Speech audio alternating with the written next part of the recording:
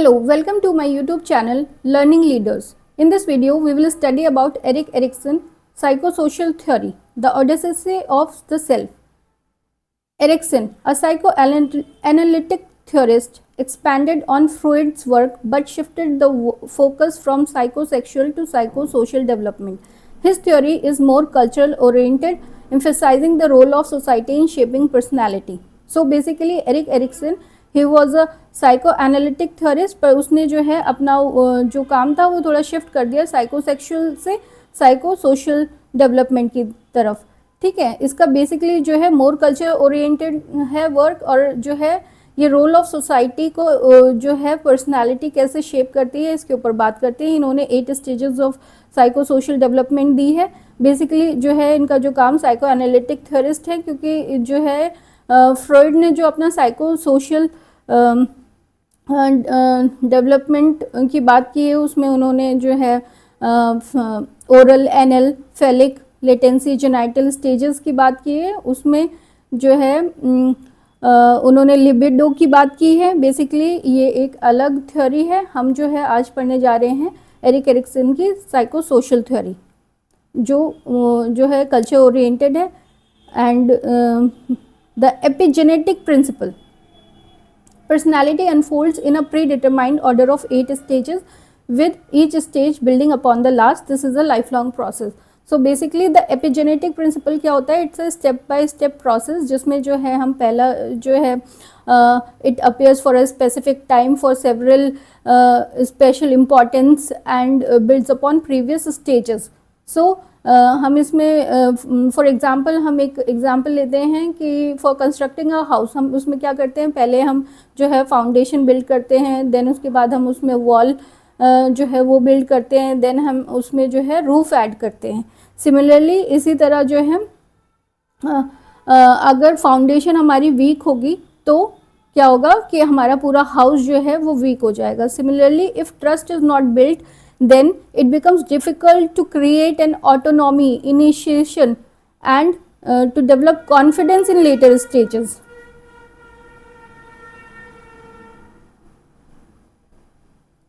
Life's defining crossroad, the psychosocial crisis.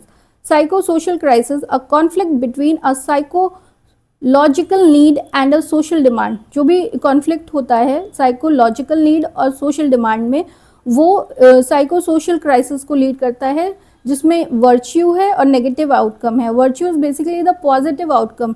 Successful resolution leads to the development of a basic psychological strength. Example hope, will, purpose. And negative outcomes में 2 है, maladaptation and malignancy. Maladaptation क्या होता है कि बहुत ज़्यादा positive हो जाना, बहुत ज़्यादा पॉजिटिव टेंडेंसी कि जो भी कोई भी पर्सन है वो बहुत ज़्यादा ट्रस्ट करने लगता है किसी के ऊपर. और मैलिग्नेंसी बेसिकली क्या होता है, बहुत ज़्यादा नेगेटिव हो जाना कि जो है person who does not trust at all, कि वो जो है किसी चीज़ पे ट्रस्ट ही नहीं कर रहा है. So these are the crisis. Now the 8 stages of psychosocial development of Erik Erikson. Stage 1. Stage 1 is 0 to 1 infancy. इसमें हमारा जो है क्राइसिस क्या है, trust versus mistrust. And what is the virtue? This is hope. Hope is the virtue. तो stage 1 में 0 से 1 infancy जिसको बोलते हैं, इसमें क्राइसिस है ट्रस्ट वर्सेस मिसट्रस्ट. कि अगर किसी बच्चे की नीड को हम जो है केटर कर रहे हैं तो उस पर ट्रस्ट डेवलप हो रहा है रेगुलरली, पर अगर हम उसी बच्चे की को जो है नेग्लेक्ट कर रहे हैं तो जो है उसमें मिसट्रस्ट डेवलप होगा. बेसिकली इसमें सिग्निफिकेंट रिलेशन किसका है, मदर का है. Stage 2, 2 to 3 years, toddler. Crisis is autonomy versus shame and doubt. Virtue क्या है, will. Significant relation is parent. इसमें बच्चे को अगर हम कोई भी खाने के लिए जो है हम उसको ऑटोनॉमी दे रहे हैं, या जो है हम बच्चों को ड्रेस पहनने के लिए उसको जो है प्रेस कर रहे हैं, तो बच्चों में ऑटोनॉमी डेवलप होगी. पर अगर हम उसी टाइम उसको जो है डांट रहे हैं कि ये क्या पहना है, तो उसमें बच्चे में क्या होगा, शेम और डाउट का जो है ये क्राइसिस डेवलप होगा. Stage 3 is 3 to 6, pre school. Initiative versus guilt. This is the crisis. Purpose is the will. This is the virtue of stage 3 significant relation is family.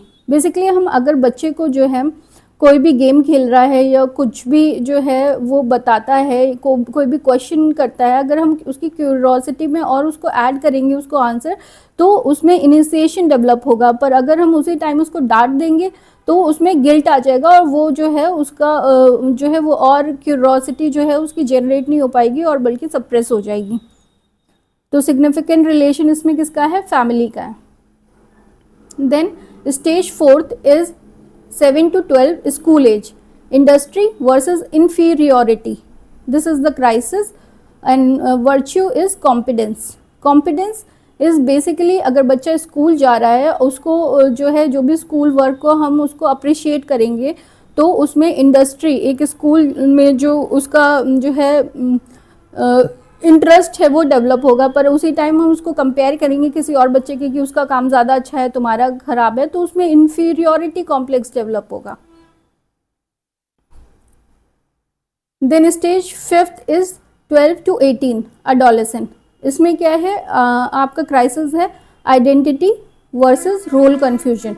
Basically जो है teenager जो है वो एक्सप्लोर करता है अपने career choices को, values को, और अगर हम उसको प्रेशर करेंगे without guidance leads to confusion. So basically it's virtue is fidelity, significant relation with peer groups and role models. Stage 6 the 20s young adult crisis, intimacy versus isolation. Virtue is love, significant relation partners and friends. So basically इसमें क्या होता है कि forming strong friendships or marriages, or if fear of relationship leads to isolation. Then stage 7th late 20s 50s middle adult generative versus stagnation. Virtue is care, significant relation is household workmate. Basically इसमें lack of contribution और parenting, teaching, mentoring younger people, ये जो है ये depend करता है इसको generate करने के लिए। Then stage 8 50 plus old adult ego integrity versus despair and virtue is wisdom, significant relation is mankind. Elderly people feeling satisfied with life achievements and feeling regretful about missed opportunities, so that leads to integrity versus despair.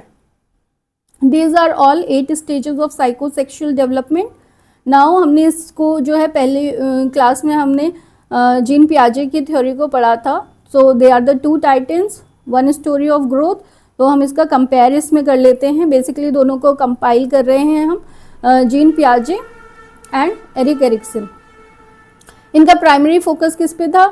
Cognitive construction पे था gene पियाजे का, Erik Erikson का psycho social identity.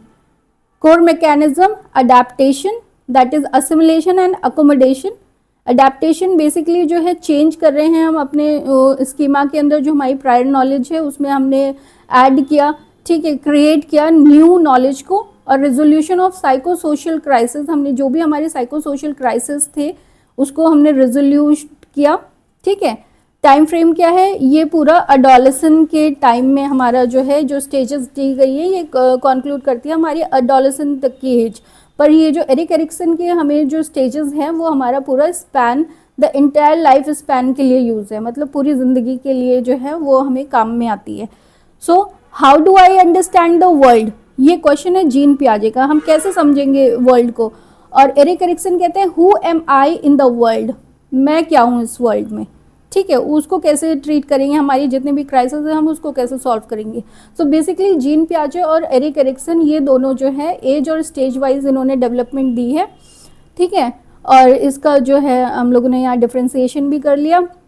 इनकी कितनी stages थी? इनकी जो है हमारी 4 स्टेजेस थी डेवलपमेंट की, ठीक है। Sensory motor, pre operational, concrete operational and formal operational. Sensory motor stage जो है 0 to 2, then pre-operational 2 to 7, then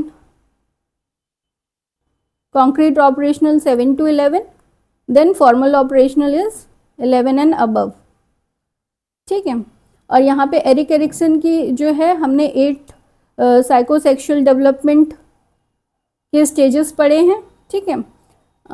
so these are the difference. Now I hope you all are clear about this. Thank you so much.